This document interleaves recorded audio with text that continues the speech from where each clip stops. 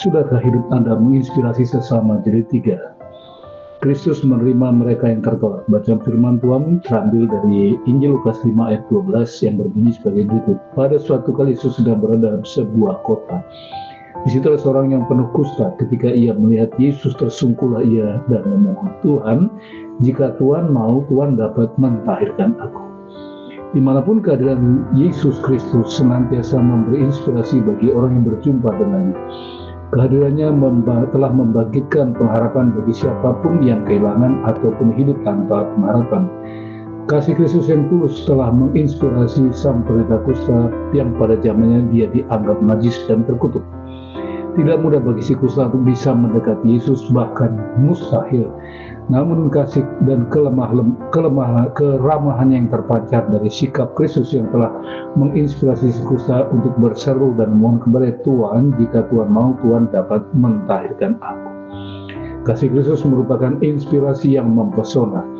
Lukas 5 ayat 13 mengatakan, lalu Yesus mengulurkan tangannya dan menjamah orang itu dan berkata, "Aku mau, jadilah engkau tahir." Seketika itu juga lenyaplah penyakit kustanya. Kasih tidak cukup hanya dengan berhenti sampai pada perasaan simpati, tetapi mengalir dalam wujud empati yang dituangkan dalam tindakan yang nyata. Budaya Yahudi tidak mengizinkan siapapun menyentuh penderita kusta. Itu sebabnya kasih sejati tidak cukup hanya dengan menjadi inspirasi, tetapi kasih sejati mampu merebus segala hambatan. Kata menjamah diterjemahkan dari kata haptomai, bahasa Yunani, yang artinya mengikatkan diri pada sesuatu, melekat pada, berpegangan pada, sentuhan, hubungan seksual dengan seorang wanita atau hidup bersamanya. Inilah yang terjadi ketika Yesus melakukan haptomai terhadap si kusta. Dia bukan menyentuh, tetapi dia menjamah dengan pelukan yang penuh kasih. Ketika orang lain menganggap si kusta najis, Kristus justru menghampiri dan menjamah dan menyembuhkannya. Untuk melakukan tindakan ini butuh rasa empati yang sangat dalam. Melalui sentuhan yang penuh kasih ini, kalaupun si kusta tidak disembuhkan, setidaknya batin yang terluka atau hancur menemukan pelipur lara. Kasih Kristus tidak berhenti sampai hanya pada jamahan, tetapi firman-Nya berkuasa pun mengalir dan mengatakan, "Aku mau, jadilah engkau tahir." Dan mujizat pun menjadi kenyataan. Seketika itu juga lenyaplah penyakitnya. Pemulihan yang berlipat ganda. Lukas 5 ayat 14. Yesus melarang orang itu memberitahukan kepada siapapun juga dan berkata, "Pergilah, perlihatkan dirimu kepada para imam dan persembahkanlah untuk pentahiranmu persembahan seperti yang diperintahkan Musa sebagai bukti bagi mereka." Tuhan tidak hanya menyembuhkan fisik, tetapi rohaninya juga. Disinilah kasih karunia bekerja untuk membersihkan, seperti yang pertama-tama dilakukan Petrus atas dosanya. Lukas 5 ayat yang ke-8 mengatakan, ketika Simon Petrus melihat itu, ia pun tersungkur di depan Yesus dan berkata, "Tuhan, pergilah daripada aku, karena aku ini seorang berdosa." Tuhan mampu menyelesaikan dosa dalam kehidupan setiap manusia. Ia telah menyelesaikan itu di kayu salib. Orang yang telah dipulihkan wajib mempersembahkan rasa syukur sebagai kesaksian atas kesembuhan yang diterimanya. Karena itu ia mengutus orang itu kepada para imam agar para imam mengakui apa yang terjadi pada orang kusta itu dan bahwa itu adalah karya tangan Tuhan. 2 Raja 5 ayat ke-7.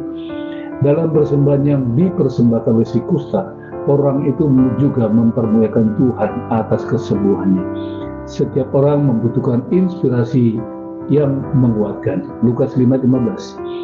Tetapi kabar tentang Yesus semakin tersiar dan datanglah orang banyak berbondong-bondong kepadanya untuk mendengarkan dia dan untuk disembuhkan dari penyakit mereka. Mujizat kesembuhan yang dialami oleh si kusta yang dianggap najis telah berhasil menginspirasi banyak orang lain yang juga menderita dan membutuhkannya.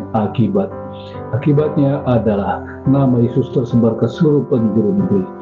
Kini nama Yesus Kristus menjadi magnet yang sangat kuat. Dengan pengaruhnya yang sangat hebat, dia berhasil menarik perhatian semua orang yang menderita. Matius 11 ayat 28, firman Tuhan mengatakan, "Marilah kepadaku semua yang letih dan berbeban berat, aku akan berikan kelegaan kepadamu." Apa yang dikerjakan oleh Yesus ini merupakan penggenapan dari nubuat Nabi Yesaya yang mengatakan di Yesaya 55 ayat 5, Sesungguhnya engkau akan memanggil bangsa-bangsa yang tidak kau kenal, dan bangsa-bangsa yang mengenal engkau akan berlari kepadamu. Oleh karena Tuhan Allahmu, oleh karena yang Maha Kudus Allah Israel yang mengagungkan engkau. Saya tutup dengan 3 closing statement. Closing statement yang pertama, Kristus adalah sumber inspirasi bagi setiap orang yang tertolak karena kekurangannya. Yang kedua, Kristus adalah wujud dari inspirasi kasih Allah dan sekaligus jawaban atas segala persoalan yang dihadapi oleh setiap insan. Yang ketiga, yang terakhir, izinkan penderitaan yang kita alami dipakai Tuhan untuk menginspirasi sesama sehingga mereka mengenal Allah. Tuhan Yesus memberkati.